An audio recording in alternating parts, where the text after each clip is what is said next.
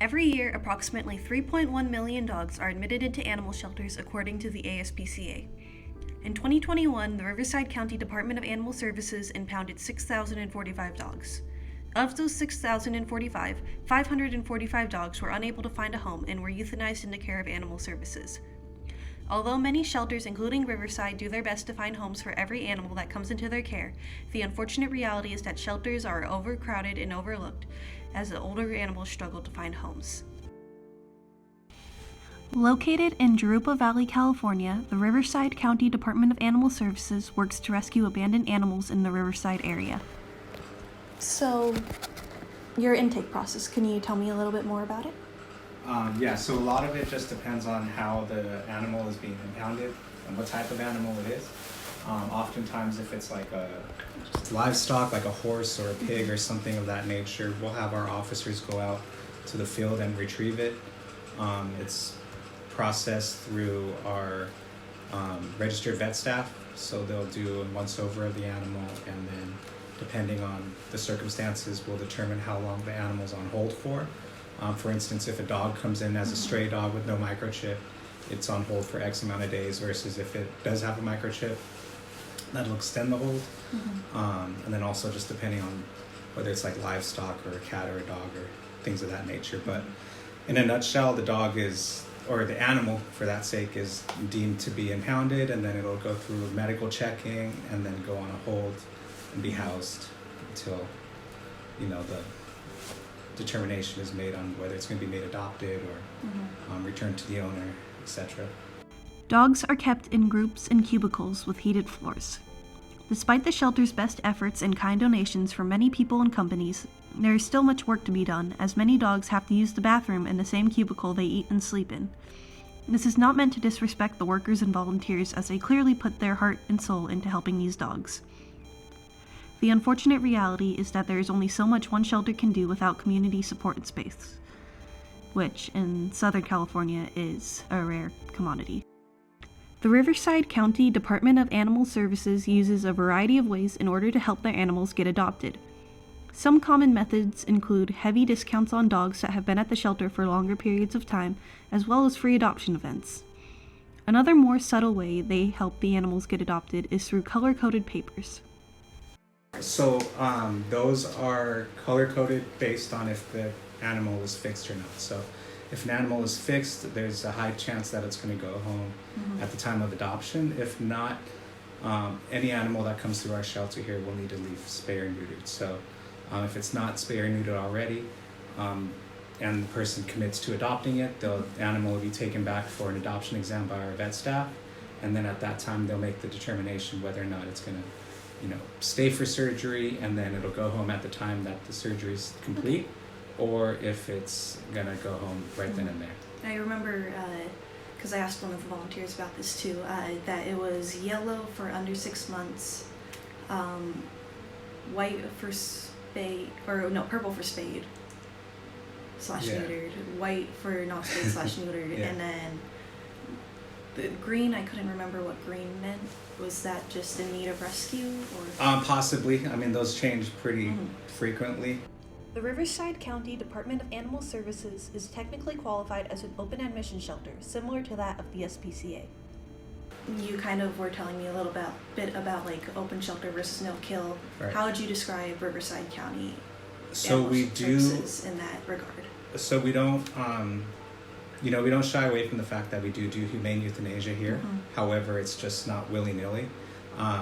Basically, an animal will need to be deemed irremediably suffering, or it will need to be considered like a public safety risk.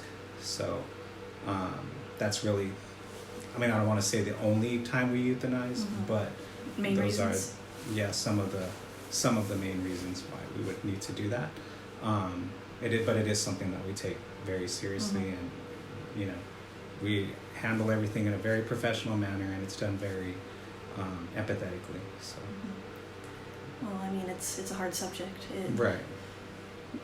You guys love these dogs so much.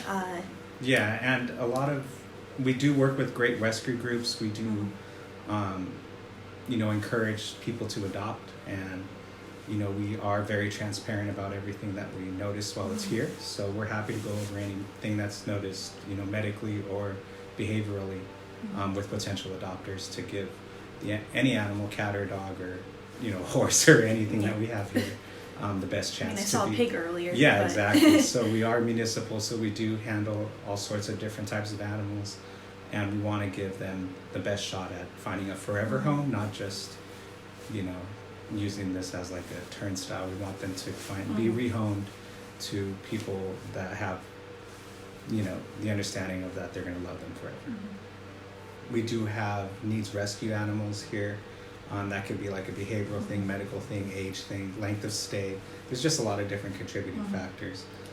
But in a nutshell, some colors mean that they're fixed, some colors mean that they're not, some colors mean that it's, available for rescue groups. And that's just basically helps network the animal. That way, the more eyes on any given animal, the higher chances of adoption. The Red List is a list of animals that are at risk of being euthanized that week for a multitude of factors. At-risk animals are often labeled for euthanization due to potential medical or behavior risks, as well as admittance time. On the week of December 12, 2022, 55 dogs are on the list to be euthanized by the end of the week. Out of those 55 dogs, 17 of them are being put down for simply being anxious in a kennel environment. Although the Red List may seem cruel, the list helps to serve as a last call to help dogs get adopted. Dogs on the Red List aren't randomly selected, but unfortunate circumstances such as lack of funding for particular medical expenses and overcrowding have made having a Red List necessary for a shelter like the Riverside County Department of Animal Services. Activist social media accounts such as I Love Rescue or Saving Riverside Shelter Dogs on Instagram and Facebook work to raise awareness for dogs facing euthanization and work to spotlight dogs that are on the Red List in a Hail Mary effort to help them find homes. They spotlight these dogs at their best and give them fun names to help give them ways for potential adopters to notice them. How can the average person walking around the shelter looking for an animal to adopt tell which animals are in need? Obviously all the animals are in need of rescue, but which ones are really in need of rescue versus which ones aren't? They can ask any handlers that are assigned to the adoption pods, but basically, all of the animals that are here are in desperate need to be rehomed, whether it's adopted or rescued or whatnot. Chances are, even if animals are on the needs rescue page, there's a good chance. Of course, there's always the possibility that they did come in, with medical situations or age situations that would deem them, needs rescue right off the bat. But there's also a good percentage of animals that come in here and are just overlooked for so long that they eventually wind up on the needs rescue page. So, it's a common misconception that, we have this list of animals that need to be picked up this day, otherwise whatever's going to happen to them, when in actuality, they didn't just end up that way. You know what I mean? It's because they're overlooked for so long. So people have a lot of time to pick up these animals before it becomes last call. You know what I mean? So that's kind of a constant uphill battle that we, not only us, but shelters in general are faced with. You know what I mean?